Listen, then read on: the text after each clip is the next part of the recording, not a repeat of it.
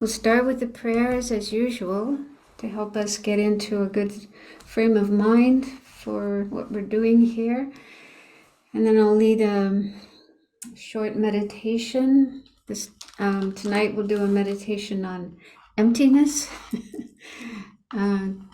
Simplified, brief meditation on emptiness. That's one of the most important sort of prerequisites for the practice of Tantra. So just get a little bit of taste of that. I'm starting my class. Hello?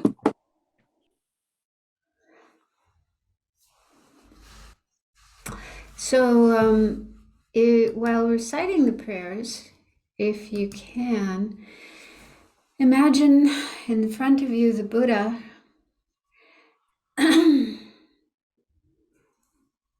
all made of light, pure, transparent, radiant light. Very beautiful, very blissful, inspiring, emanating these wonderful qualities that a Buddha has, universal compassion and love for every living being throughout the universe without leaving anyone out. Perfect wisdom, understanding how everything exists without the slightest mistake, misconception, misperception. Completely free of all deluded, afflicted states of mind like greed, hatred, ignorance. So mind totally pure and totally dedicated to helping everyone else to become free of all afflictions and all suffering and actualize their potential for enlightenment. And having infinite patience, not worrying how long that will take, but just being happy to help sentient beings until they're all free of suffering and all enlightened. So the Buddhist qualities are just amazing, wonderful. And we're so fortunate that we've had the opportunity to encounter the Buddha and his teachings. So, thinking of the Buddha in front of us, thinking he embodies all objects of refuge, all Buddhas, bodhisattvas, all the Dharma, all the Sangha, then we take refuge in the three jewels and generate the bodhicitta mind, the altruistic intention to become Buddhas ourselves for the sake of all beings.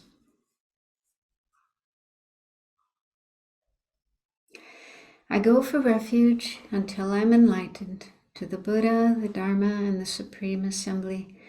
By the merits I create through listening to the Dharma, may I become a Buddha to benefit all sentient beings. I go for refuge until I'm enlightened to the Buddha, the Dharma, and the Supreme Assembly. By the merits I create through listening to the Dharma, may I become a Buddha to benefit all sentient beings. I go for refuge until I'm enlightened to the Buddha, the Dharma, and the Supreme Assembly.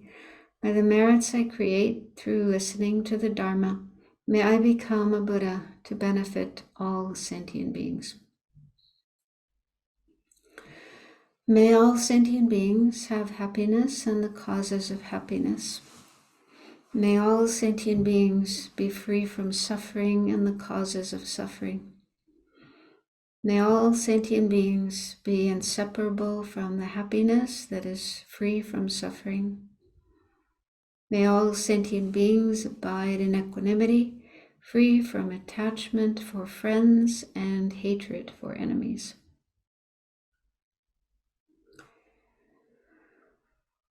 Reverently, I prostrate with my body, speech, and mind.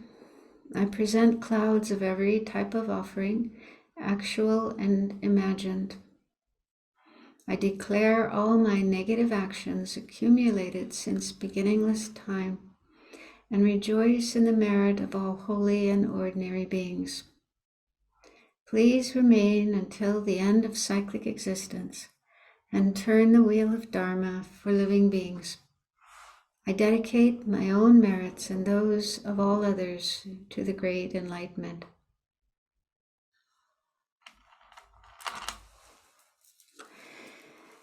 This ground anointed with perfume, strewn with flowers, adorned with Mount Meru, 4 continents, the sun and the moon. I imagine this as a Buddha field and offer it. May all living beings enjoy this pure land. Idam Guru Ratna Mandala Kam Nirayami.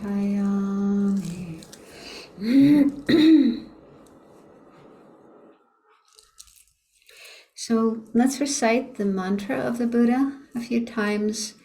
While reciting this mantra, imagine light, streams of light, pure, blissful light flowing from the Buddha into you. You can imagine it going to all other beings throughout the universe if you wish. And when the light enters us, it purifies all our negative karma, our afflictions, all of our suffering, all suffering and causes of suffering just becomes non-existent, vanishes. And our mind is blessed to be able to attain all the good qualities, like the Buddha's good qualities, love, compassion, wisdom, patience, and so on. And all the realizations of the path leading up to the Buddha's state of enlightenment. So imagine your body and mind being completely purified and transformed by the light flowing from the Buddha.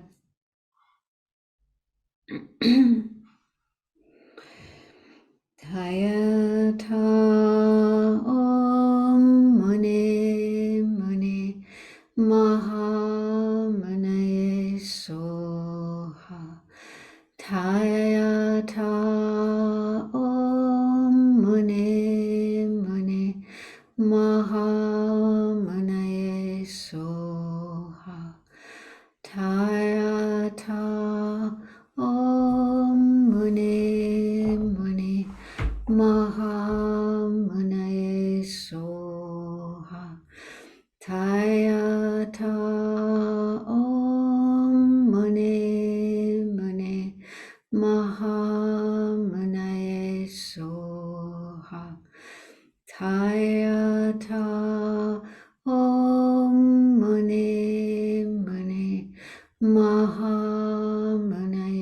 Soha. Tayata Om Mune Mune Mahamanaye Soha.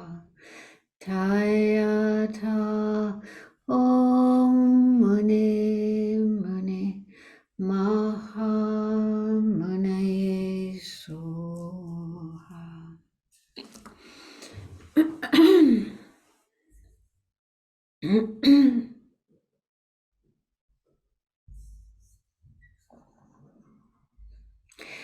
Okay, so make sure you're sitting comfortably. Try to keep your back straight if you can. But at the same time, be relaxed, not tight or tense. If there is any tension in your body, let it melt and flow away and disappear.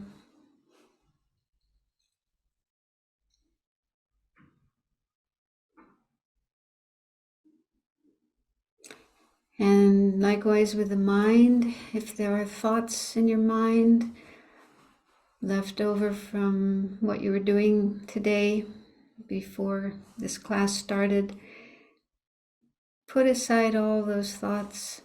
You can always pick them up again later, but just decide to put them aside for now so that you can focus on what we're doing here and get the most out of it.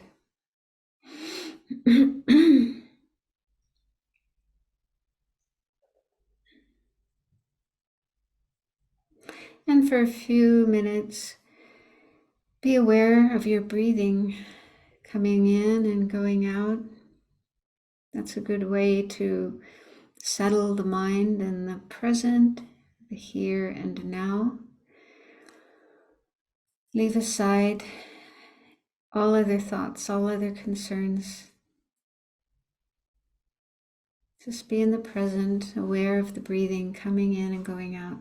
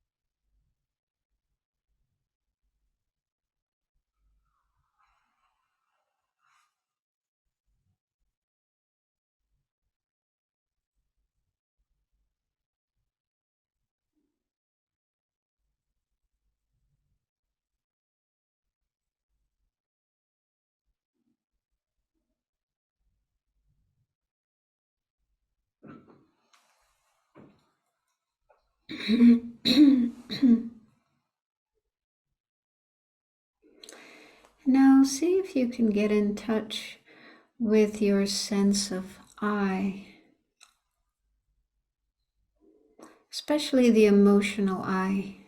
When you get emotional about something, upset, angry, excited, fearful, jealous, and so on. So when there's emotions like that, there's a sense of an I who is feeling that emotion. It seems to lie behind or beneath the emotion and experiencing it. Now see if you can remember such an experience, maybe one that happened today, and see if you can peek behind the emotion and get a glimpse of this sense of an I, me.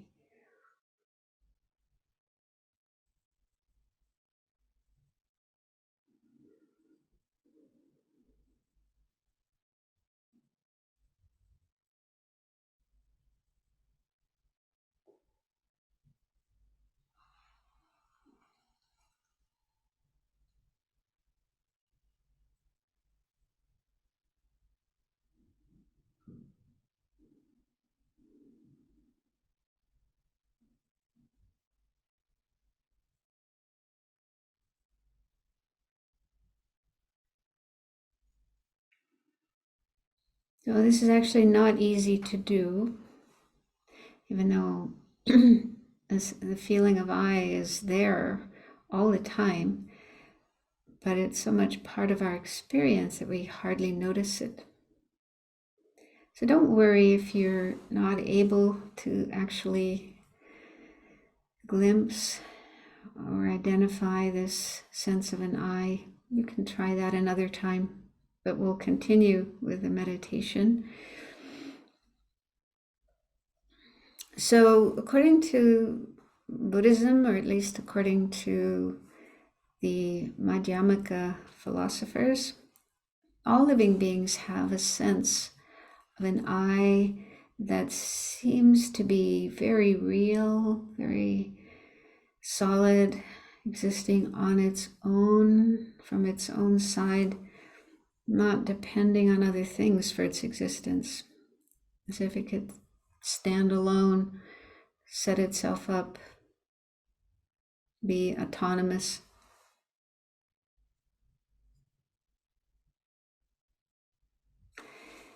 Now, if such an I did exist, if it really was real as it appears, when we investigate it, it should become more clear. We should be able to find this I.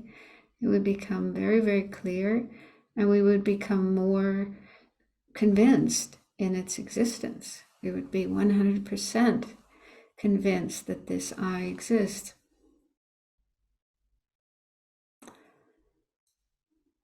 So let's see if that happens.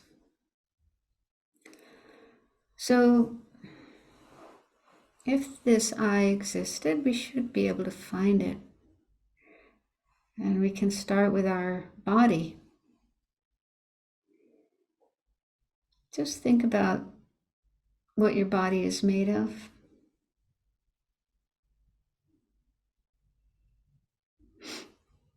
We have various organs inside our body, like our heart, brain, stomach, intestines, liver, and so on.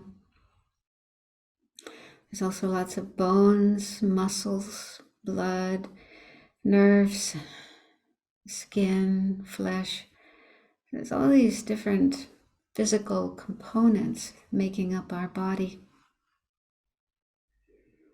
So ask yourself, can you point to any of those components and say, that is the I, that is me?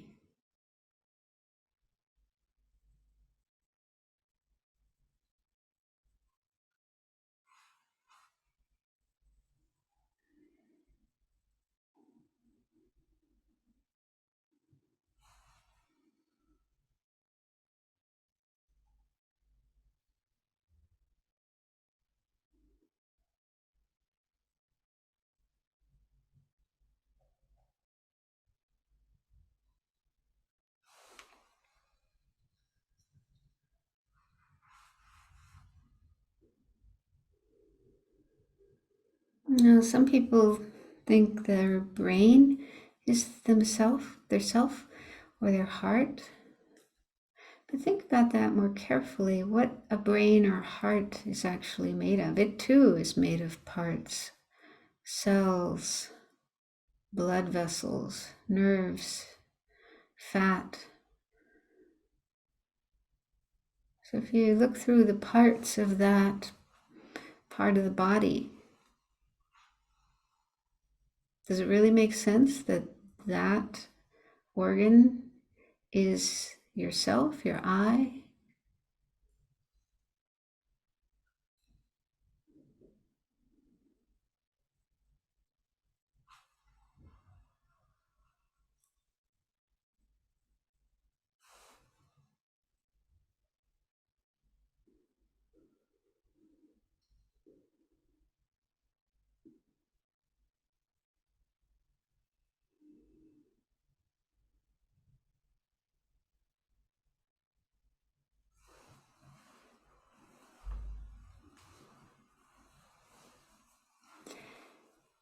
But other people may think that the I is not any part of the body, not something physical, but it's their mind, their consciousness. They identify with that. And that's a little harder to investigate because it's not physical. We can't see it. We can only know it with our mind itself. And the way Buddhism explains mind is that it's like a stream, a continuum of ever-changing thoughts, feelings, memories, perceptions, different experiences arising and passing very rapidly in an unending stream, continuous stream that goes on all day, all night, all our life. It's like a stream of consciousness.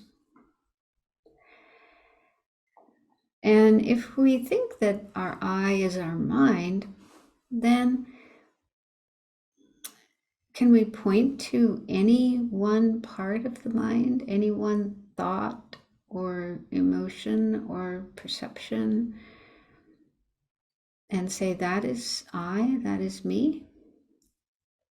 Because each of those thoughts, each of those mind moments lasts only a moment, and then it's gone.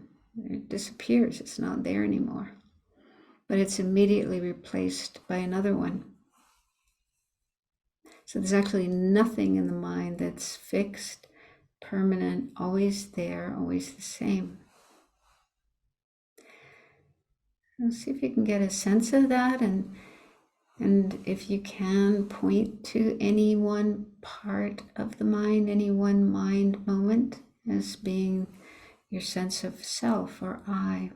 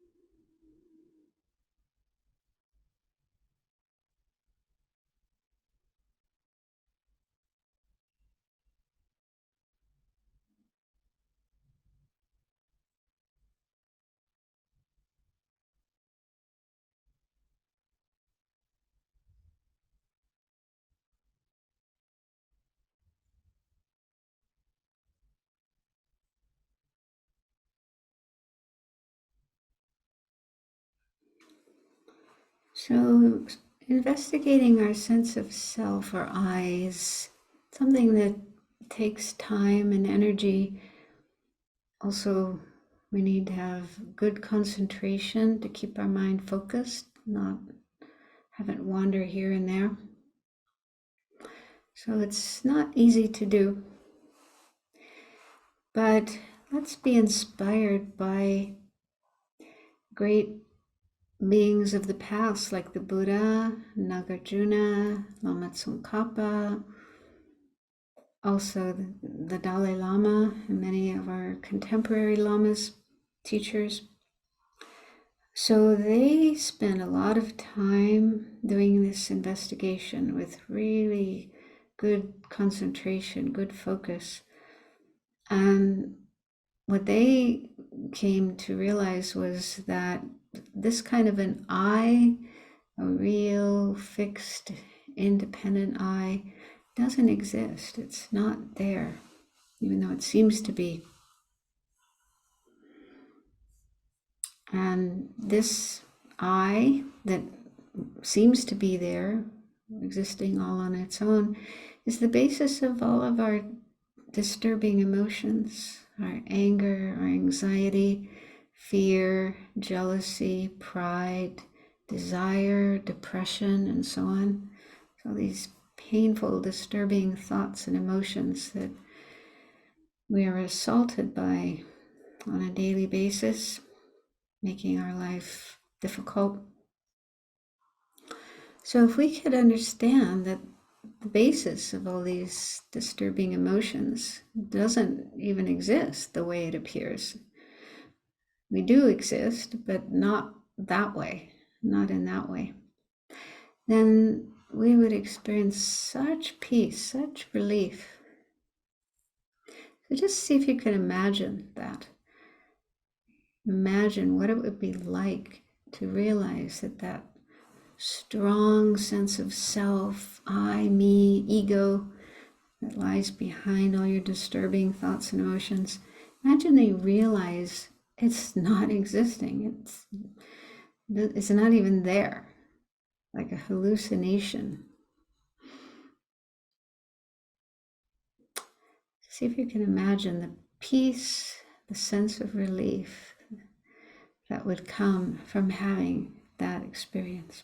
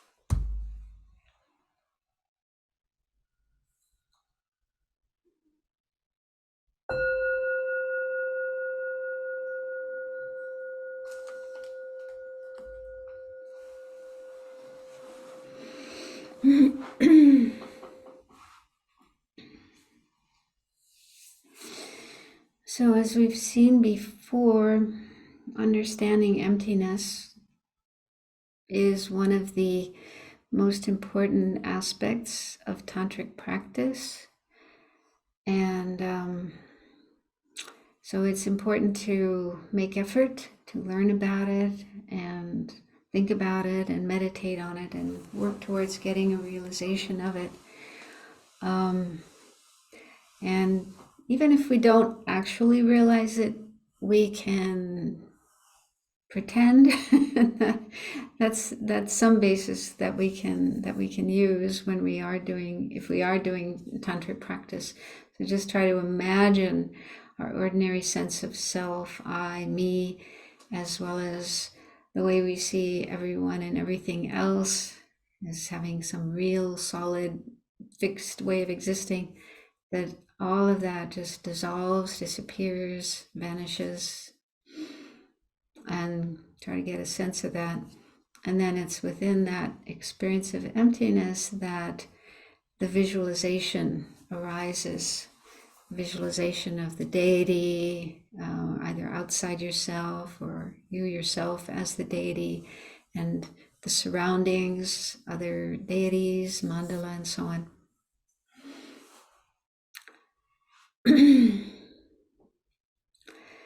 Okay, so this is our final class tonight. So the first slide I've prepared is just a kind of outline of what we're going to look at tonight. I hope we have time to cover all of it.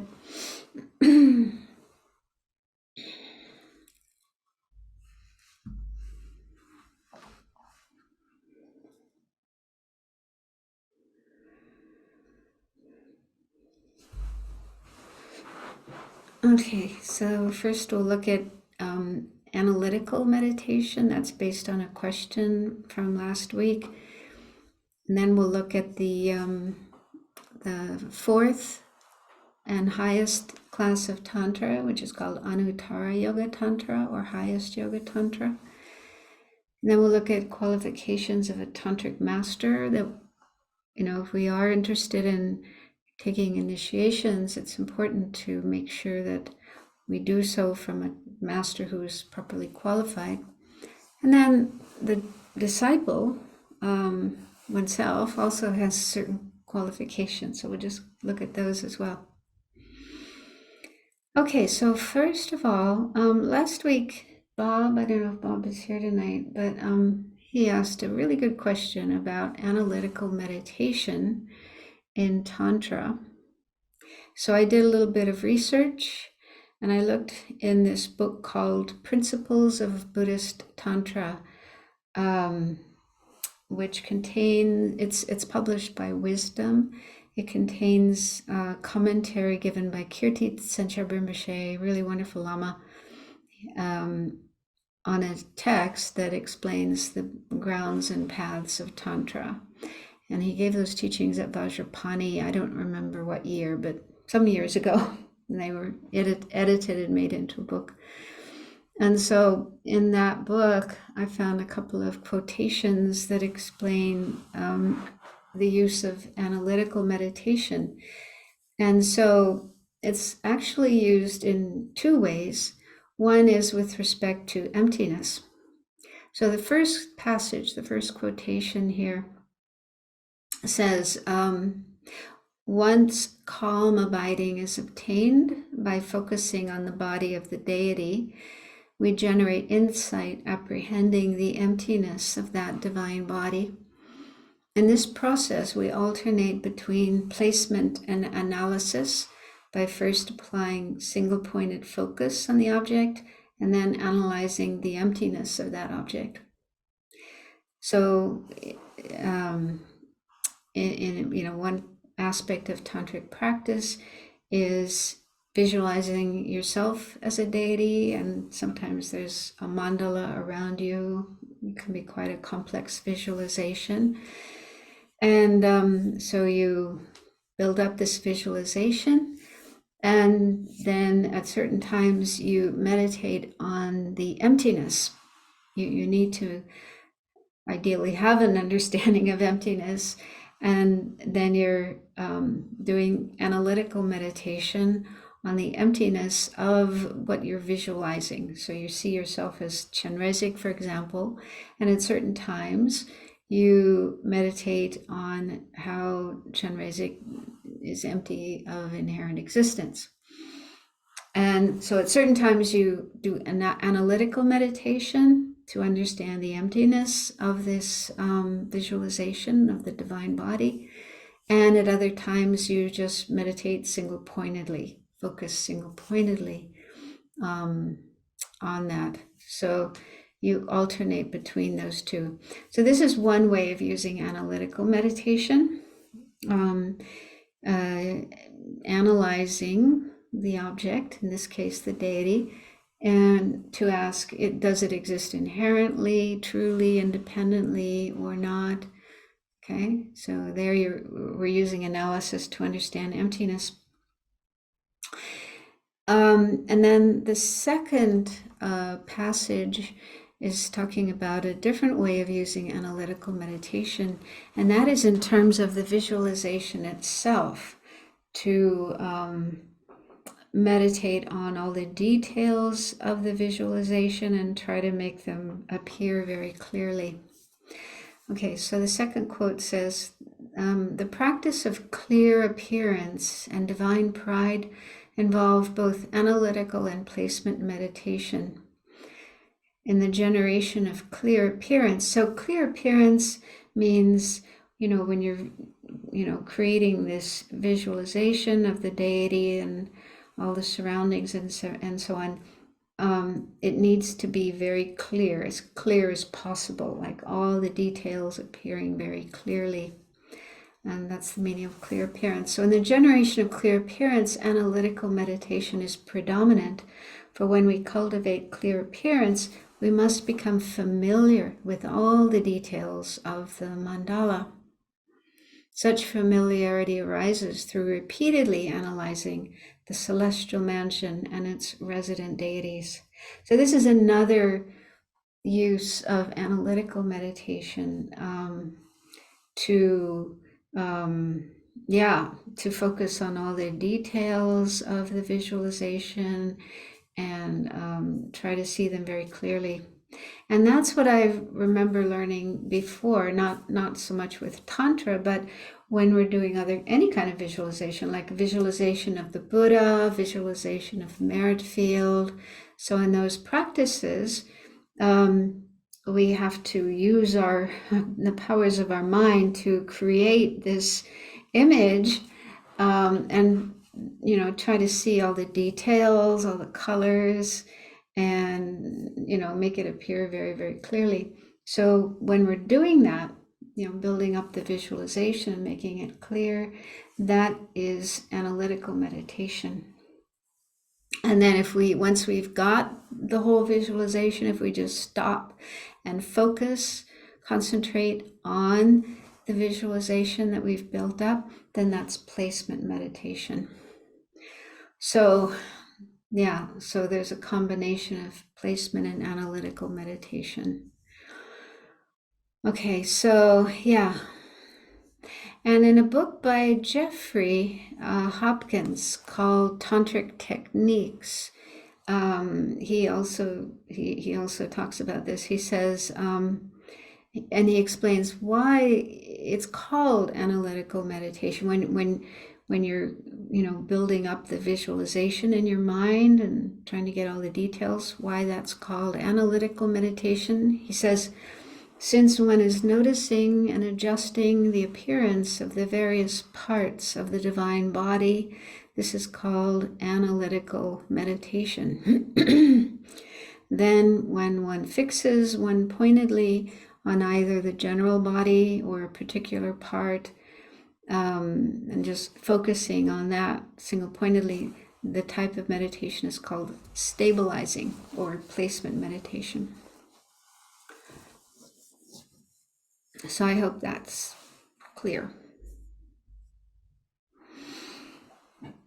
And then I was also thinking about the question that Wangmo asked, which made it sound like maybe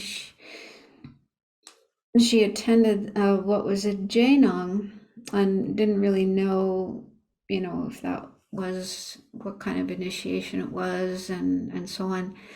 And I think because I had been talking about how before receiving a Jainong, ideally you first receive a great initiation. Um, and and and then after receiving a great initiation, that's like the entry into Tantra. Then you can attend Jainongs, which are called subsequent permissions, and then you're qualified to do the practices related to those deities. That's the proper way, but it does sometimes happen. I think this has probably happened to many people. They attended a Jainong and nobody said anything about having to have a initiation beforehand, and maybe they didn't have an initiation beforehand. That was their very first exposure to Tantra, and so I think if that's the case, I don't think you should worry. I don't think you should feel bad that maybe you did something wrong. Because if the Lama who gave the Jainong didn't say anything, he didn't say, okay, have all of you received an initiation before? Oh, if you haven't, then you have to leave, or something like that. So if the Lama didn't say that, then you didn't do anything wrong by sitting there and participating in this Jainong. So yeah, I'm just in case anyone is concerned about that, maybe feels bad about that, don't do that.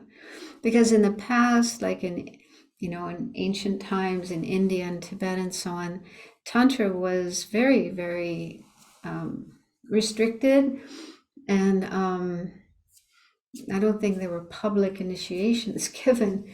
It would be a lama and then a small number of disciples that they know very well, and the lama would be guiding them and preparing them for initiation, and then giving them an initiation when they're ready. And they all knew each other very well. But then that changed. I think it already changed in Tibet. Initiations were given in a very public way, and all kinds of people came, and there's no way to check if they were really qualified or not. So that's where we're at now. And it's not your fault if you attended Jainong without being properly qualified. But and in a way, I've said this before, it is nice that many people are able to get some contact, some connection with Tantra, because it's so beautiful, so amazing, so wonderful. And then even if we can't practice fully in this lifetime, we at least have that connection that will help us meet tantric teachings again in future lives and be able to practice with better conditions. Okay, so then let's move on and look at the fourth class of Tantra. So we had a look at the first three, and this is the fourth one, and it's in the Sanskrit term is Anuttara Yoga Tantra, which translates as highest Yoga Tantra. Sometimes it's also called Mahayana Yoga Tantra. I don't know enough Sanskrit to know which is the proper title, but anyway, either Anuttara Yoga or Mahayana Yoga Tantra. That's what it's called, but in English it's highest Yoga Tantra.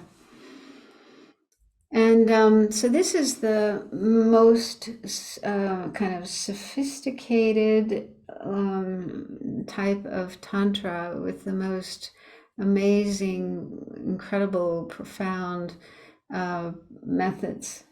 And I'm certainly not, I've had some teachings on it and tried to do a little bit of practice, but I'm not at all qualified.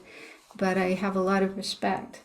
It's just amazing the way it's explained, what you can do with this type of Tantra. So to begin with, as with the other classes of Tantra, You have to first train in the three principal aspects of the path, renunciation, bodhicitta, and understanding of emptiness, so that you have a firm foundation in those. Because, without those in your mind, then, just trying to do tantric practice, it's not real, it's not genuine. And then you have to receive an initiation. HYT means highest yoga tantra. So you have to, take an initiation.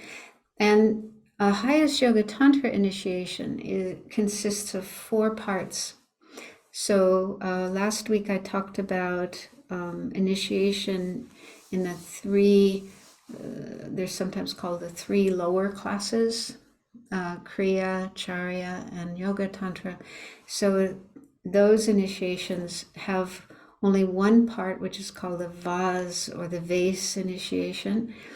And but highest Yoga Tantra initiations have 4 parts: the vase initiation, plus secret, wisdom, and word empowerment. So those are all the different parts. And also, when you take a highest yoga tantra empowerment initiation, you take both bodhisattva vows and tantric vows. So you have tantric vows, tantric commitments to keep after receiving such an initiation. And these 4 parts of a highest yoga tantra initiation are correlated with the purification of different aspects of our being, and also plant the seeds to attain the 4 Buddha bodies or kayas. So the vase empowerment, receiving that is to purify our body and plant the seeds to attain the Nirmanakaya, which is a form body of the Buddha that is able to appear in many different forms to help ordinary sentient beings. And then the second part is called secret empowerment. So that purifies our speech and leaves imprints to be able to attain the Sambhogakaya. Sambhogakaya is another of the form bodies of a Buddha, but it's the form that teaches Arya Bodhisattvas, not ordinary beings, but high-level Bodhisattvas, teaching them how to continue on their path and reach enlightenment. And then the wisdom empowerment purifies our mind and leaves the imprint to attain the Dharmakaya. The Dharmakaya is the omniscient mind of the Buddha, the Buddha's mind, fully enlightened, fully omniscient. And the word empowerment purifies all 3, body, speech, and mind. So sometimes we do actions that involve all 3 of those parts of our being. So those get purified. And it leaves the imprint to attain the nature body, which is the emptiness of the Buddha's mind.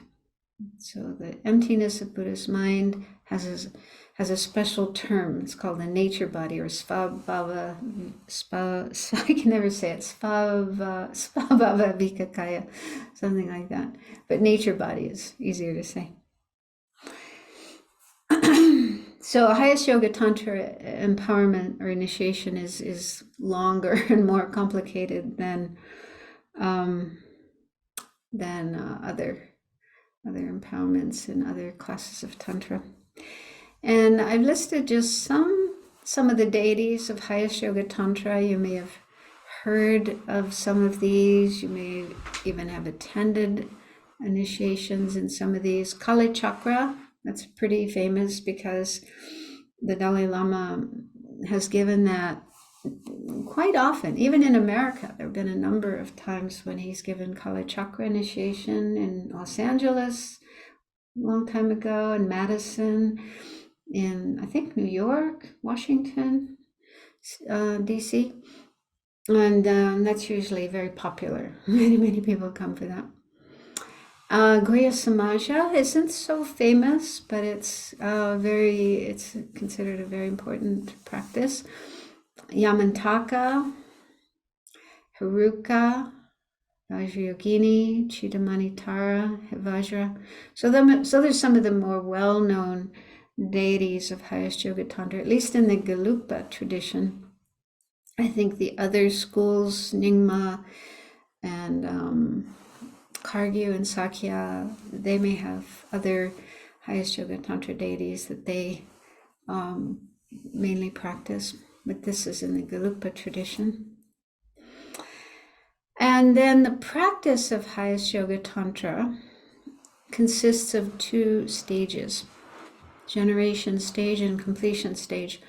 So the other 3 classes of Tantra that we looked at, they all had 2 parts to them, to the practice: yoga with signs, yoga without signs.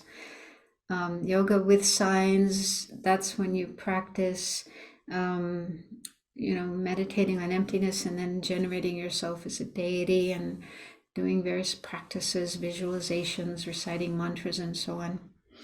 And then yoga without signs is where you focus more on emptiness in order to generate the realization of emptiness, special insight on the basis of this visualization of the deity.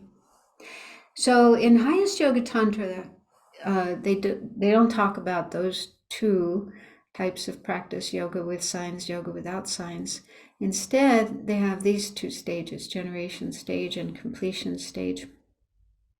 But there are some similarities.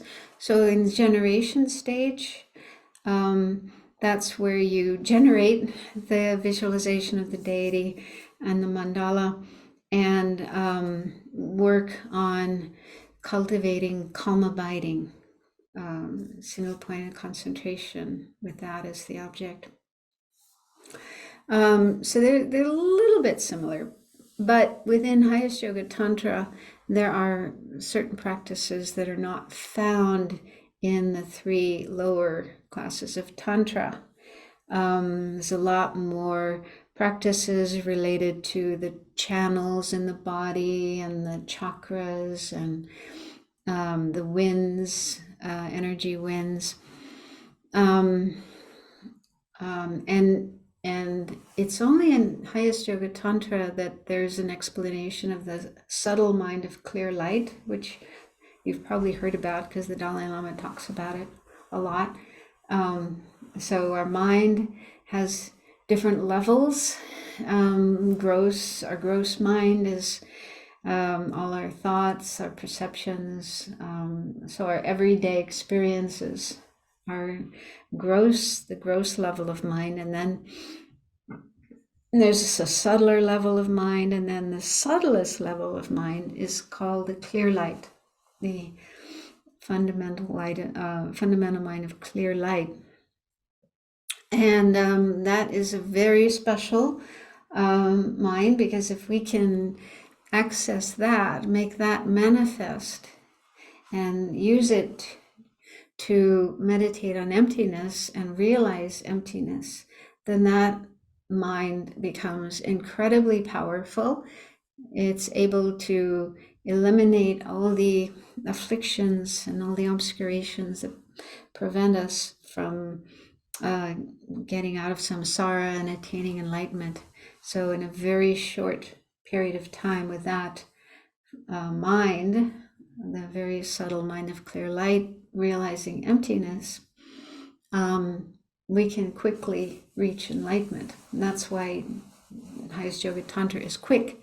However, it's not easy, not easy to activate or make manifest that very subtle mind of clear light. But it's really only in highest Yoga Tantra that is explained. It's not found in other classes of Tantra. Okay, so let's look a little more carefully at these two stages. So generation stage is the first stage that you practice, and it has two levels, coarse and subtle. So the coarse generation stage involves learning to visualize oneself as the deity within the mandala, using both analytical and placement meditation to get all the details clear. Okay. And some of the highest yoga tantra practices have a really complex visualization. There's the main deity, and the main deity may have multiple faces and multiple arms of different colors and holding different things, and sometimes there's a consort as well who also has multiple faces and multiple arms holding different things. And so you have to learn all of those details and learn how to, visualize them out of emptiness. You also, on the basis of emptiness, meditating on emptiness, and then out of emptiness, generating this visualization. And also there's usually a mandala, and the mandala can vary, but it's sometimes like a beautiful mansion. They call it a celestial mansion that you're inside of. And that too has incredible details, different objects here and there, and different colors and different beings, other deities, other offering goddesses, and so on. So yeah, it can be incredibly complex. And so there's a lot to learn. I mean, not all are like that. Some are simpler, but Guya Samaja, for example, and Kala Chakra, those are incredibly complex visualizations. So it's not easy. It's not like visualizing Chenrezig with one face and four arms, or Tara with one face and two arms. It's really, really complex. And so that itself takes time just to learn all the details, and they are contained within a sadhana. So usually when you receive a highest yoga tantra initiation, there's a sadhana. Sadhana is a practice that you read through, and it describes all the visualization, but it contains lots of other things as well: refuge, generating bodhicitta, and so on. And so it's all described in the sadhana. And when you're doing a retreat, if you're doing a retreat, you would do this practice usually 4 times a day, 4 sessions a day. And so in that way, you get quite familiar with the practice. And then after a retreat, you might do the sadhana once a day, and that helps you to remember all the details. So it does take time and energy to learn the visualization and then build it up. And you also need to try to have it as clear as possible and not losing details. Like, what can happen is you visualize one part, and then you turn to another part and try to visualize that part, and then in the meantime you lose the first part. So to be able to hold in your mind all the details at the same time, keep all of those in your mind without losing them, that's quite challenging. And also to have them appear clearly. Clear appearance is considered very, very important. And also divine pride. Divine pride, I think I mentioned that before. That's identifying yourself with the deity within the mandala, feeling this is me, because the whole purpose of the practice is to attain Buddhahood, the state of enlightenment, and the deity is an enlightened being. So you're creating the cause to become enlightened in that particular form. And all the aspects of the visualization represent different facets of the enlightened mind. And then the activities that you do, like sending out light to sentient beings, relieving them of their suffering and their delusions, leading them to enlightenment as well. So, yeah, so you're imagining yourself as already enlightened and doing enlightened activities. And so you need to have this sense of this is me, as opposed to our ordinary sense of I as being this very limited, deluded, samsaric being with all kinds of problems and afflictions and so on. So that's something we need to empty, dissolve into emptiness before we begin, and then out of emptiness, generating this amazing visualization. Okay, so then the course generations, that's what you do on the course generation stage. And you practice that until you are able to maintain concentration on the entire mandala and the deities, including subtle deities. So another thing too is with these visualizations like Guya Samaja, you not only do you have yourself as a deity, but you also have little deities on your sense organs, your eyes and your ears, different parts of your body. So they're generated as deities as well. They're small, tiny ones. So you have to visualize those as well. So you have to, meditate on this entire visualization, including all these small deities, and be able to maintain this concentration for 4 hours. So for 4 hours, without losing concentration. Whoa. So that's when you have accomplished or you've completed the course generation stage. That's the criteria for completing that. And then the subtle generation stage. So here, what you do is you visualize that entire mandala, yourself as the deity and the mandala and all the other deities, all the details and so on. So you imagine that entire thing shrunk to a very, very tiny size, and it's contained inside of a tiny drop that is located at either the upper or lower end of the central channel. And the size of that is the size of a sesame seed. It's mind-blowing, but people do this, yeah?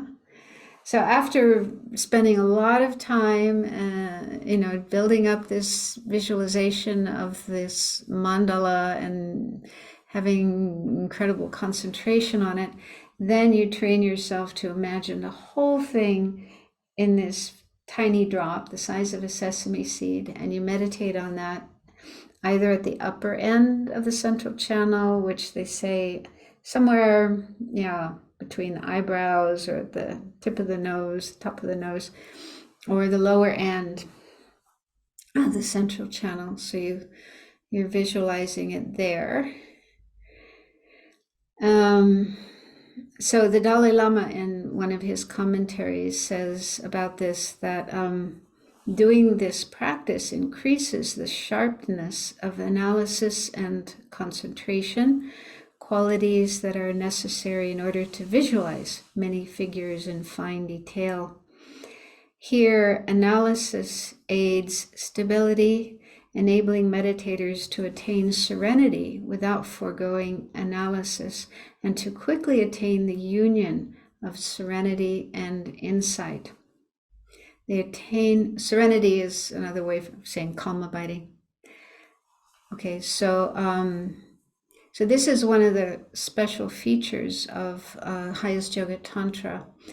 The practitioners doing this kind of practice develop calm abiding and special insight simultaneously, which is quite different the normal way, like in the sutra, normal non-tantric practice.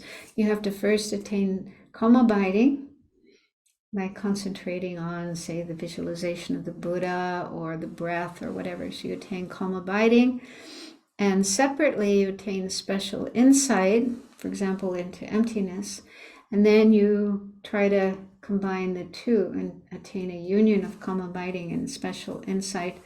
But that's quite difficult to do, because once you start doing analysis, analyzing emptiness, it disturbs the mind, it disturbs your concentration. And then when you have concentration, it's difficult to do analysis.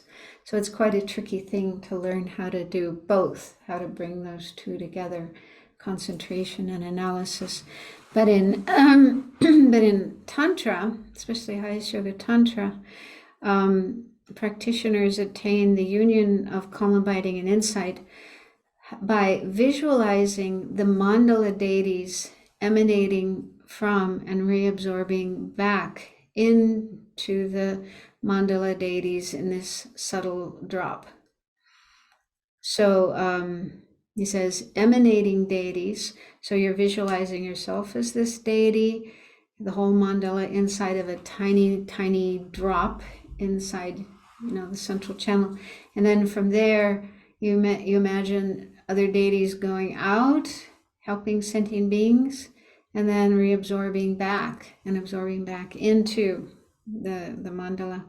So it says emanating the deities out involves analytical meditation, and then having them return and reabsorb involves stabilizing meditation. So in this way, analytical and stabilizing meditation are practiced at the same time with one consciousness, rather than alternating them, as in the sutra vehicle. And this unique quality of highest yoga tantra enables meditators to attain calm abiding and special insight simultaneously in a united fashion. So that's the third bullet point here. It sounds pretty amazing and pretty difficult to do, but there are people who do it.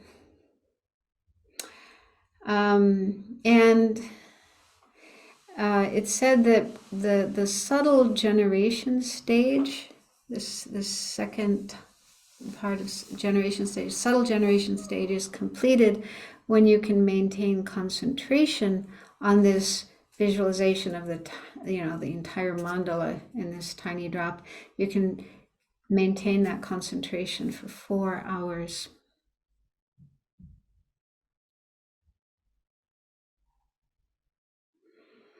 And the Dalai Lama says, in addition to generating calm abiding, the purpose of coarse and subtle generation stage is to cease ordinary appearance, like our ordinary sense of I and our body and so on, and the environment, to overcome that, and also grasping the mind that tends to grasp at or believe in the ordinary appearance of things. Those are said to be kind of obstacles to success in tantric practice.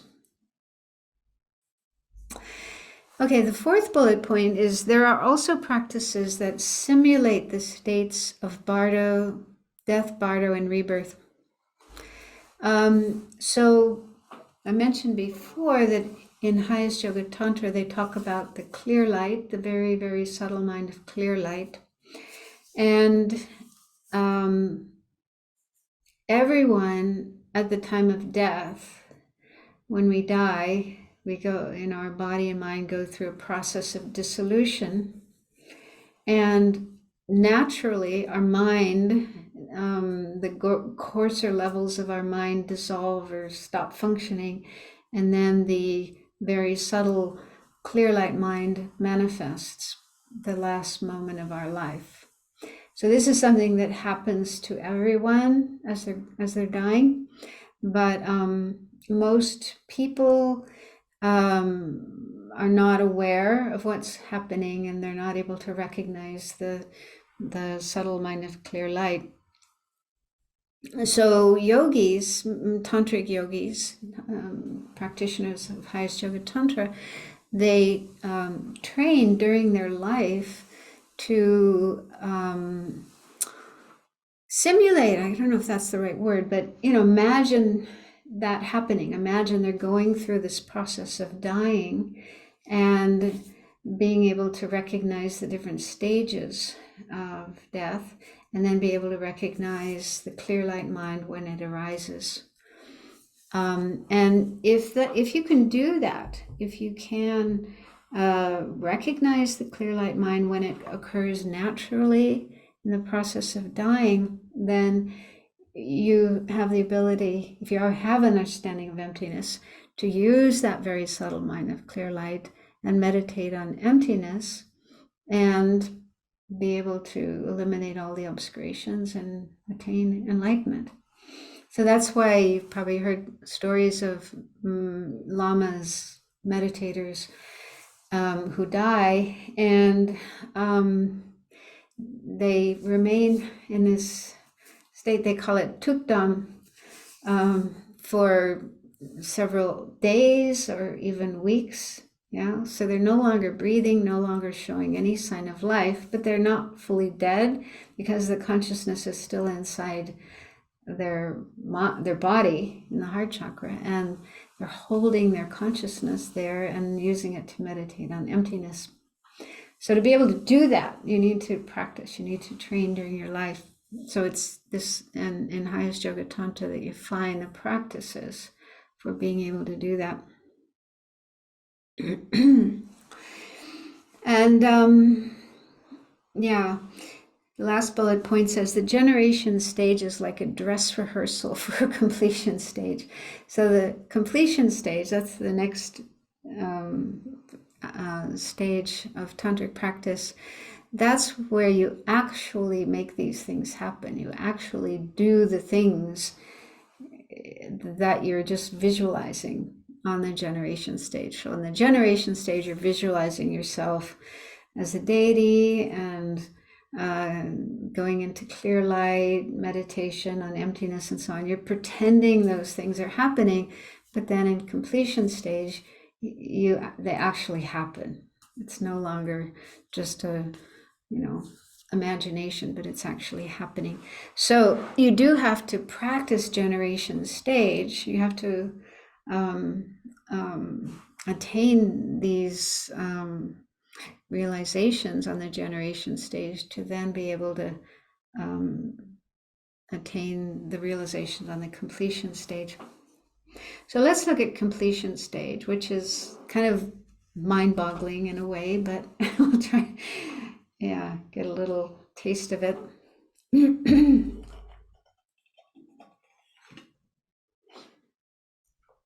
So there's different ways of explaining completion stage, and these are found in different tantras. So for example, Kali Chakra Tantra has a different way of explaining it.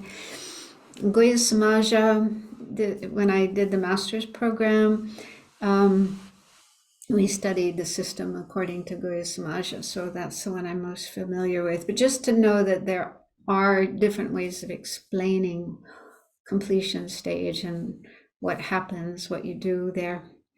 And also even within Goya Samaja, there's different ways of explaining it, sometimes in 6 stages or in 5 stages or in 4 stages. So anyway, we'll look at this one. This is according to 6 stages. And so to fully practice completion stage, you need to have trained for a long time in generation stage. You need to have accomplished those practices that we just looked at in generation stage.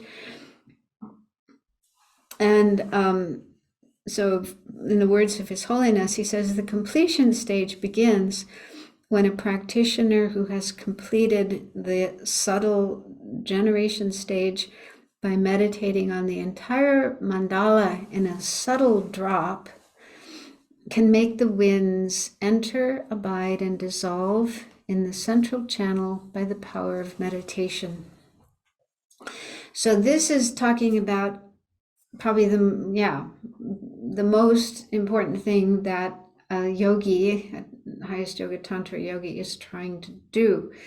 And when you're practicing highest yoga tantra, you need to learn about the subtle body. They say we have this subtle body that consists of channels, many channels, like the central channel going from the top of the head down to the base of the spine. There's also side channels and branch channels. These are subtle energy channels in our body. There's also chakras located along the central channel, like the crown, throat, heart, and so on. You're probably familiar with those. And there are winds, energy winds, that normally run through these channels. And so what a practitioner is trying to do is to get control of all the winds in the body that are running around in all these channels and bring them into the central channel. And then not just into the central channel, but into the heart chakra at the central channel.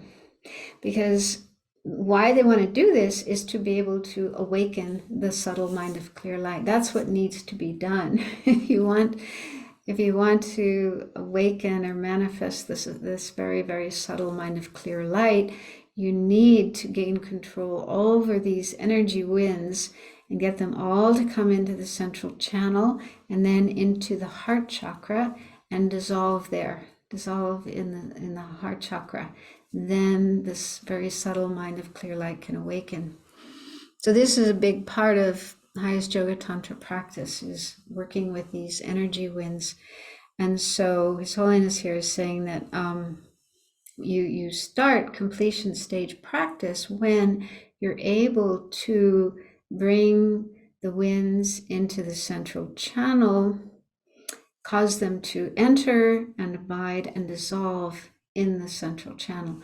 And you do that by visualizing this little drop, either at the upper end or the lower end, that contains the entire mandala. So spending a lot of time meditating on, focusing on that little drop will cause the winds to enter into the central channel and then abide and dissolve. And in that way you can start getting an experience of this subtle mind of clear light. Okay, so the different stages that you go through, and you need to do these in this order. You can't skip over them. The first is called isolated body. And this is something that you actually start on generation stage. The meaning of isolated body is you're isolating the body from ordinary appearances and ordinary grasping. So because you're meditating on your body as a deity, you're having a deity body in the mandala. So in that way, you're stopping the ordinary sense of yourself as, this body, this human body that we have with all its imperfections and so on. So that's something you already started doing on generation stage, but you continue doing it also on completion stage. Then isolated speech. So here you are isolating ordinary speech, wind or breath. So the basis of our speech when we talk, the basis is wind or breath. And so in this level of practice, we are isolating that from ordinary appearance and ordinary grasping. Meditators contemplate that the flow of the winds is naturally the sounds of the syllable Om Ahum. Okay, so in this level of practice, there are special forms of pranayama. We looked at that earlier in the 3 lower classes of Tantra. They have a kind of pranayama practice where they try to stop the winds from going in and out of the body in order to have better concentration. So in Highest Yoga Tantra, they have, additional practices of pranayama involving imagining that the breath and the wind makes the sounds Om Ahum. Om Ahum is said to be the root of all mantras. So all the different mantras like Om Mani Padme Hum, Vajrasattva mantra, and so on. So they're all contained in Om Ahum. It's like the mother or the root of all mantras. And so, so there's pranayama practice here. And the purpose of doing these practices is to loosen the knots in the central channel. So one of the obstacles a practitioner has is that there are knots in the central channel where the side channels wind around the central channel and constrict it. And that makes it harder to bring the airs into the heart chakra in the central channel. So they need to loosen those knots so that the air can flow smoothly and reach the central, the heart chakra in the central channel. So that's the purpose of doing these pranayama practices on this stage. And then the third stage is isolated mind.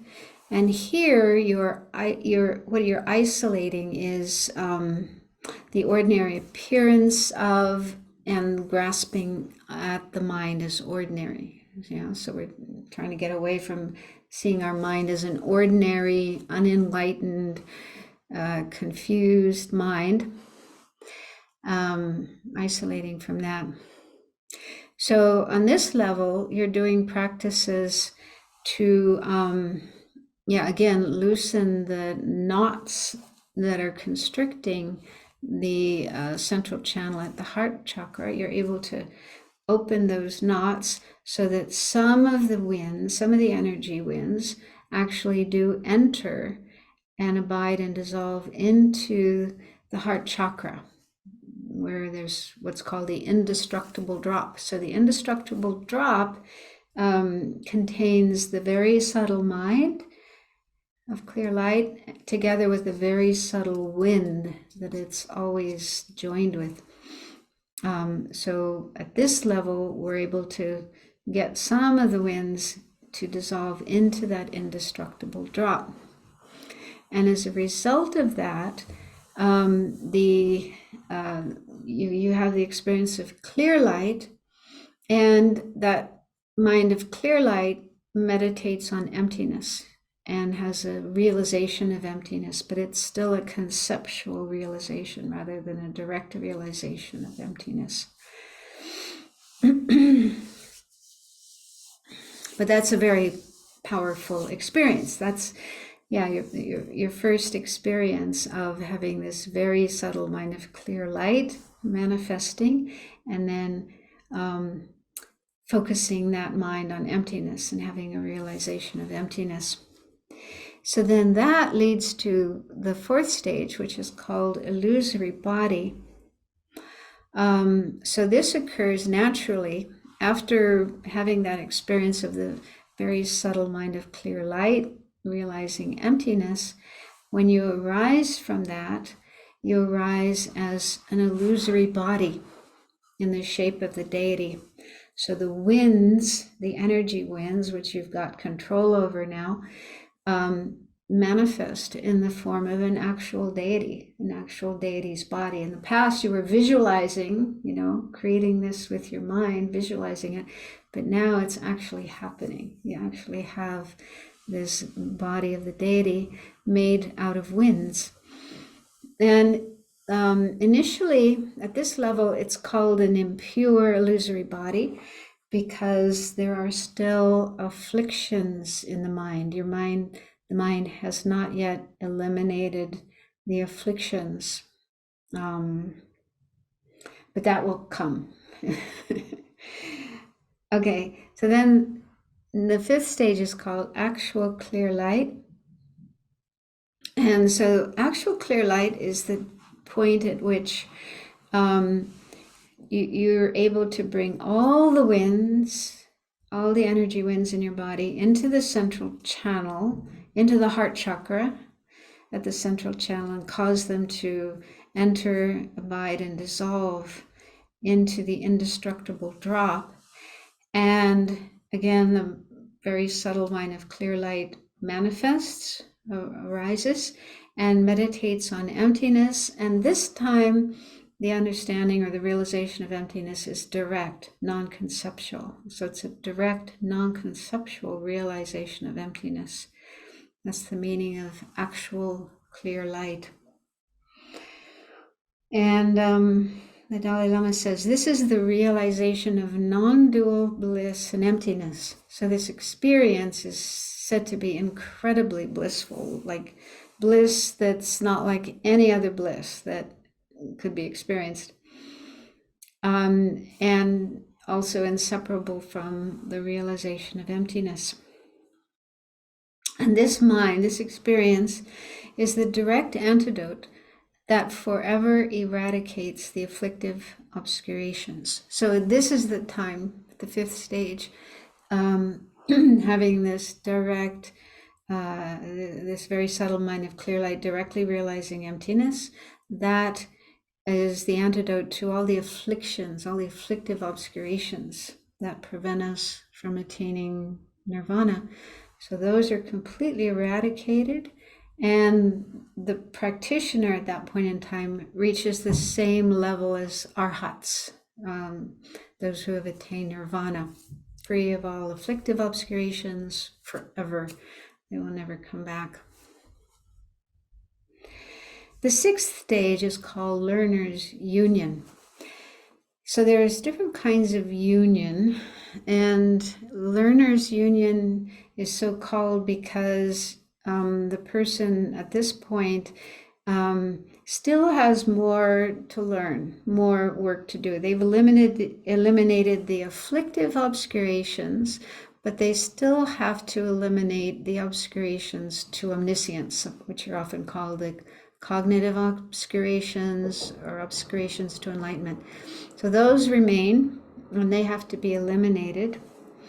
And so the meditator continues to meditate on emptiness, continues to practice everything they've practiced up until now, and gradually all the cognitive obscurations are eliminated. And then they attain the state of no more learning, or the union with no more learning, no more learners union. So that means enlightenment, Buddhahood. Yeah, once you're enlightened, you don't have to learn anymore. You don't have any more work to do. You're finished. You're finished with all your work. Okay. So this gives some idea of the path of highest yoga tantra, how you attain full enlightenment. And this is just going through it really, really briefly. Anyone who's interested in learning more about it, there's a really good book. It's called Highest Yoga Tantra by Daniel Kozort. And it's published by Snow Lion.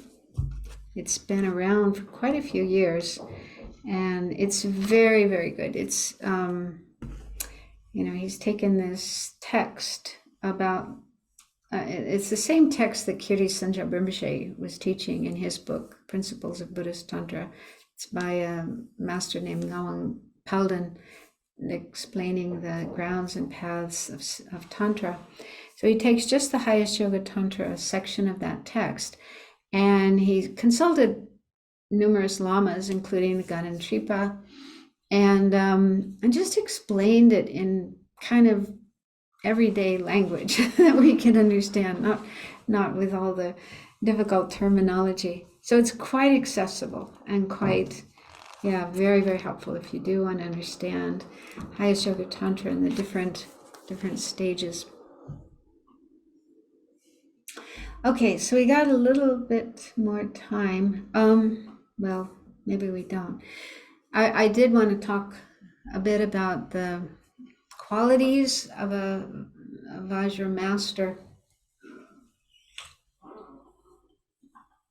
because in order to enter the practice of Tantra, you have to first receive initiation, and the initiation is given by a Vajra master. The term Vajra master means someone who's giving an initiation. And we do need to be careful, just like with any teacher that we make a connection with, we need to be careful and make sure that person has the right qualifications, because when you receive an empowerment, an initiation from a master, you automatically, that person automatically becomes one of your gurus. And you need to practice all the points about guru devotion or reliance on a spiritual teacher with that person. That bond is established. And so it's very, very important to make sure that person is qualified, because otherwise, if you find out later that person is up to no good, then you're in a difficult situation.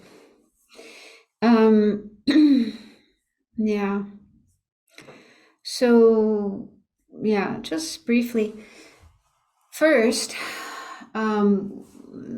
bullet point says, first make sure that the master has the 10 qualities of a perfect Mahayana spiritual teacher that are explained in Maitreya's ornament from Mahayana Sutras, such as a mind subdued through the practice of pure ethics and so on. So hopefully all of you are familiar with the Lamrim. In the Lamrim, in the teachings on relying on a spiritual teacher in the Lamrim, there in that section you have these 10 qualities of a Mahayana spiritual teacher. And so it said that we ideally try to find a teacher who has all 10 of those qualities. And if we can't find a teacher who has all 10, then we try to find one who has as many as possible. But anyway, the point is we do need to check carefully before making a connection with a spiritual teacher. So the first of the 10 qualities is they have to be practicing pure ethics. Their ethical conduct should be pure. And as a result of that, their mind is subdued. So if the person has taken vows, if they are a monastic, then they should be keeping their vows. And even if they're a layperson, then they should be practicing in accordance with the Buddha's teachings on ethics, like not killing and not stealing and so forth. So that's a really, really important aspect, because there's lots of stories I'm sure you've heard of, teachers who may look like good teachers. They may be very intelligent, knowledgeable, and charismatic, but then you hear about all these things that they do, which are very contrary to Buddhist ethics. And so, you're probably aware of the importance of checking carefully teachers and not just going along with somebody who's famous, somebody who's charismatic, or somebody your friends are following. But you really need to investigate yourself, check the qualities. Okay, so that's just for Mahayana teachers. And then on top of that, it says, secondly, if the master has the qualities, check if the master has the qualities of a Vajrayana master. And so to be a Vajrayana teacher, a tantric teacher, then there are additional qualities. And the Guru Puja, which some of you are probably familiar with, it's practiced quite often in FPMT centers. There's one verse in the Guru Puja that mentions these qualities. And this is the verse. It says, "You are wise, patient, honest, without pretense or guile. Your 3 doors are well subdued. You have both sets of 10 qualities, know Tantra and rituals, and are skilled in drawing and explaining." So, so it mentions 2 sets of 10 qualities, and I don't have all of them here. They might be in the 50 Verses of Guru Devotion. There's this one text called 50 Verses of Guru Devotion, which has been translated into English. I think in that you can find those qualities, but they basically have to do with being skilled in performing tantric practices and rituals. So, like in giving an initiation, there's certain rituals that need to be done, drawing a mandala and doing certain offerings and so on. So the teacher needs to have learned those and be skilled in those. And also, the 50 Verses of Guru Devotion says that a tantric master must be an extremely stable person with body, speech, and mind totally under control. They should be someone in whose presence everyone feels calm, peaceful, and relaxed. Even the mere sight of this person brings great pleasure to their mind, and their compassion must be unsurpassable. So it's best not to rush into making this kind of connection with a teacher, but instead to take time, get to know them, check to make sure they do have all these qualities. And because you are making quite a serious commitment in relation to such a teacher. Okay, then last slide is the qualities of a disciple. So if we want to be a practitioner of Tantra, a disciple of Tantra, we also need certain qualities. And so this is a quotation from a text, a tantric text called Vajra Garland, mentioning some of the qualities we need to bring to the relationship. Faithful and full of respect for the Guru, abiding always in the practice of virtue, with wrong view completely abandoned. Such a one must have received many teachings. Okay, so you should be someone who's knowledgeable and has reached a certain level of practice such that you have strong faith, respect for teachers, your practice of virtue is very stable, and you've overcome wrong views, like not believing in karma, not believing in the possibility of enlightenment, and so on. Then it goes on to say, free of the faults of killing and harming, with his or her mind intent on liberating beings, always diligent and very pure. These and others are the virtues he or she should have, but the best of all is strong faith.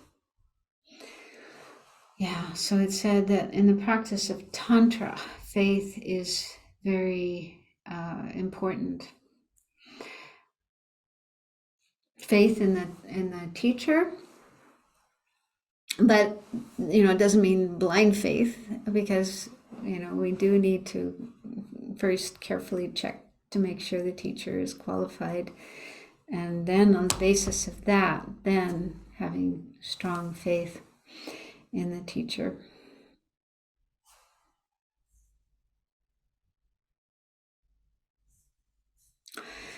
Okay, so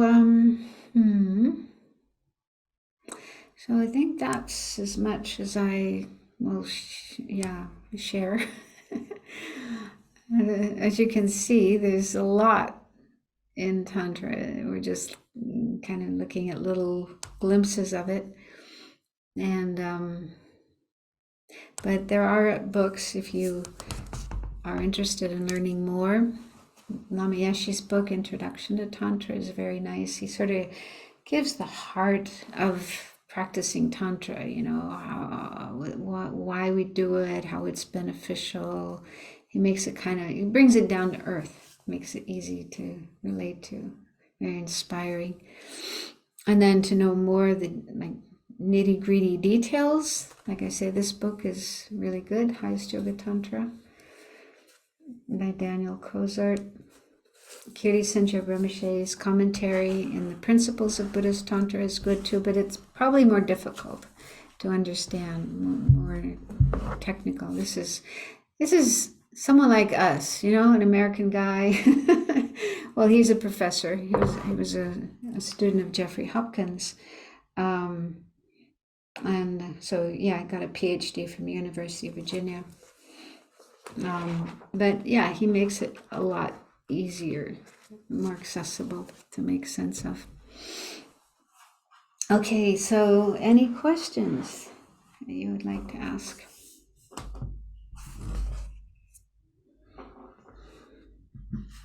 Wang Mo?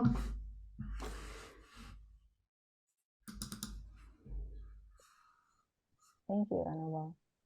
I was wondering, are there... Can you speak up a little? It's kind of soft. Oh, is that better? Yeah, that's better. Okay. Are there female Vajra masters who can perform tantric rituals and give empowerments? It's a good question. I once received a tantric empowerment from the sister of Sakya Treason. I'm not sure if she's still alive or not, but she had lived in Vancouver. I forget her name. Does anyone know? Sakya Treason. Well, now he's retired, and one of his sons is the head of the Sakya tradition. But he was the head of the Sakya tradition for many, many, many years, and he had a sister who was also very knowledgeable. And even though she was a layperson, married and had kids and worked and so on, but yeah, she would sometimes teach. So I once received a Tara initiation from her, which was really nice. First time I ever received initiation from a female. And then I think Khadro Rinpoche, she's a Kagyu Nyingma master, fairly young, maybe not so young anymore, maybe in her 50s, but I think she gives empowerments as well. So there are a few that I know of. There may be others I don't know of, but yeah, certainly a minority. The majority of tantric masters are male. Well, in Tibet, women didn't have the same ability or access to teachings as the men did.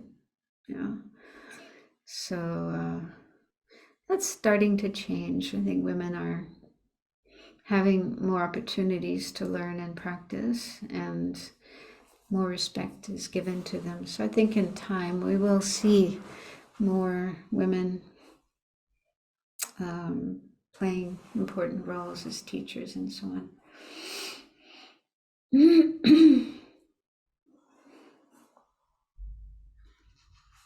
I have a question. Oh yeah, sorry. In the qualities of disciple, it says free of the faults of killing and harming. Does that mean you have to be a vegetarian or a vegan? I don't think so. I mean, certainly in Tibet, not many people are vegetarian. I mean, partly the climate, and difficulty in finding alternate. Yeah. Anyway, meat eating was pretty predominant, pretty common in Tibet. So no, I don't think it means you have to be a vegetarian, but just they say if you do eat meat, don't kill it yourself, don't ask for it to be killed. But if it's already been killed and it's just there in the supermarket and you buy it, you're not actually harming. But there's a lot of discussion about this because people say yes, but the law of supply and demand. If you're buying meat, then you're sending a message. Yeah, you want animals to be killed. So there's a lot of controversy about that. But many of the lamas themselves eat meat, and yeah. So that's. But if you do eat meat, then it's good to just have that awareness of what was involved in producing that meat and the suffering, and have a sense of gratitude and appreciation. And also bodhicitta, may I become enlightened as quickly as possible and help all of these sentient beings, both the animals who are killed and also the ones who are killing them and creating the bad karma. I want to get all of them free of this situation of samsara. Oh, let's see, Wangmo, you got another question?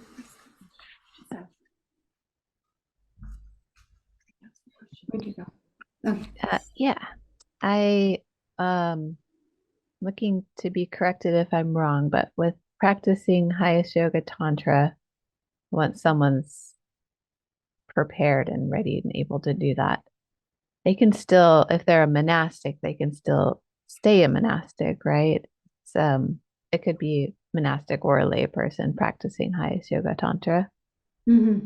Yeah. Okay. And then if someone is a lay practitioner and they're married, for some reason I thought I heard somewhere like their spouse also has to be a practitioner. Is that true?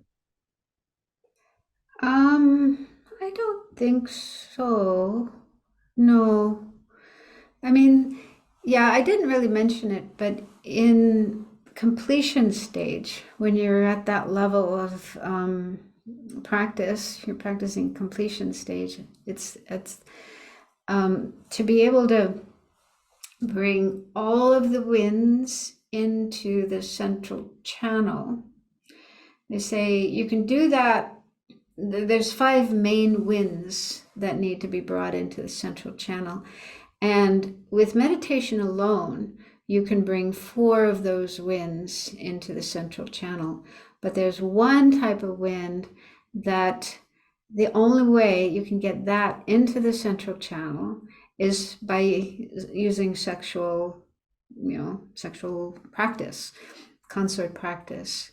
But you don't have to have an actual consort. You can have a visualized consort. So monastics would do that. They would visualize a consort, and in that way be able to bring the energy wind into the central channel.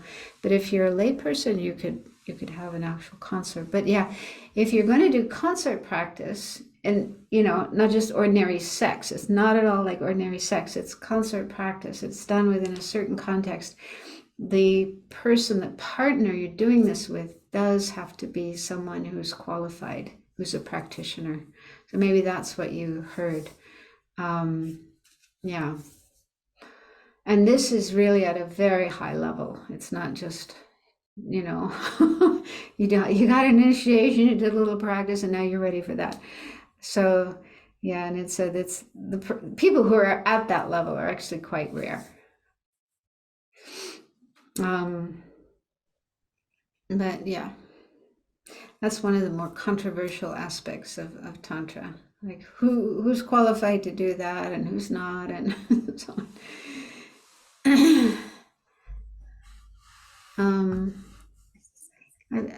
In the chat box, it says 3 participants raised hands, but I don't see them. Bob Friedman, I think, is first. Where? I don't see him on the screen. We can't figure it out. Huh? So I'm empty of a view. I'm empty of the view. So I wanted to know, first of all, I want to thank you for these are really interesting. I have trouble understanding. It's not very clear. I don't know. Can you hear better now? Let's see. Let me turn it up. Can you hear better now? Yeah, no, that's better. Yeah. Okay, first of all, I want to thank you. These are really incredible teachings. The second thing I want to know is, are these the slides available? The slides. Yeah. Yeah. Lou, I think, doesn't the center usually put Yeah, the slides are available on our calendar where if you logged in through our center, when when you log into the class, there's some highlighted jump points, and one of them is to all the slides, and there's background material and other stuff. And the center is referring to which center? www.tnlsf.org. tnlsf.org. And if you go into the calendar and you click on the class, all of those hyperlinks are there for all the material. Thank you. You're welcome.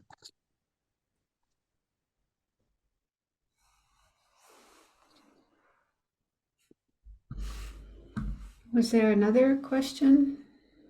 Faith is next, I believe. Thank you, Venerable, and all participants. I do have a question. I'm a little confused on Dzogchen.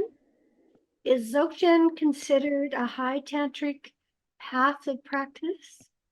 And the second part of that is with the 3 years, 3 months, and 3 weeks dark retreats in Dzogchen, are they practicing the generation level stages during those 3 years, 3 months, 3 weeks? Yeah, no, I haven't had teachings on Dzogchen. Okay. But it's considered Tantra, right? Well, what No? I heard is they talk about 9 levels, and I think Tantra, like highest yoga Tantra, is along those 9 levels, but then they're higher than that. So I think Dzogchen actually is considered higher than Oh, Tantra. okay. Yeah. Wow. Yeah. Okay. Yeah. Thank you. Thank you. Yeah, I mean, I've had some teachings from His Holiness on Dzogchen, but I haven't really studied it or practiced it, so I'm not qualified to talk about that level of practice. Yeah, and dark retreats. I've heard of dark retreats, but I haven't done them, and I don't really know what's involved in them. Mhm. Yeah. Quite secretive. Yeah. Thank you. Alex, Okay. where's Alex? Hi, good evening. Thank you for the teachings. Just a quick question, if you could mention again the first book that you mentioned earlier. I think you said it was a kind of a general overview of the practices. The one, I think you mentioned it right before the Kozort book. I was curious if you could just restate that title and author. Principles of Buddhist Tantra. That one. Okay, that may be the one. Buddhist Tantra. Yeah, it's published by Wisdom Publications, and it's kind of a thick book. And it's Kirti Senchab Rinpoche.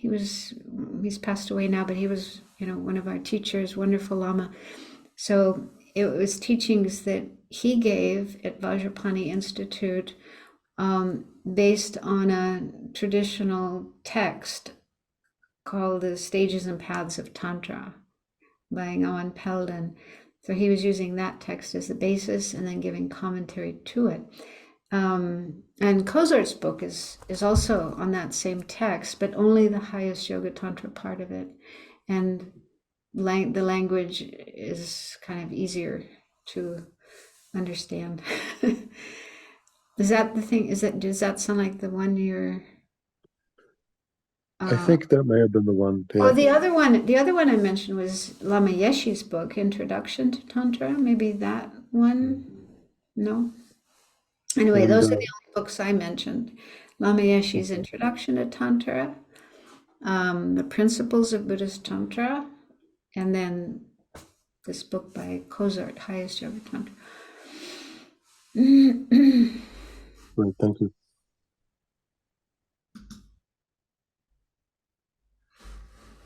So one more hand up.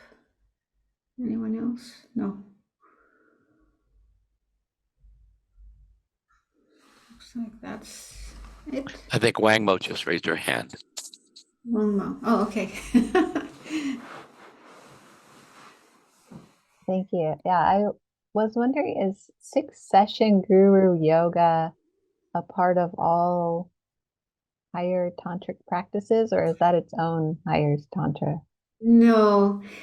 So in the Gelugpa tradition, this is only Gelugpa. In the Gelugpa tradition, when you take a highest yoga tantra initiation like Kala Chakra or Haruka or whatever, one of the commitments is to do this practice called 6-session guru yoga. And it's a practice to help you keep your tantric vows and your tantric commitments.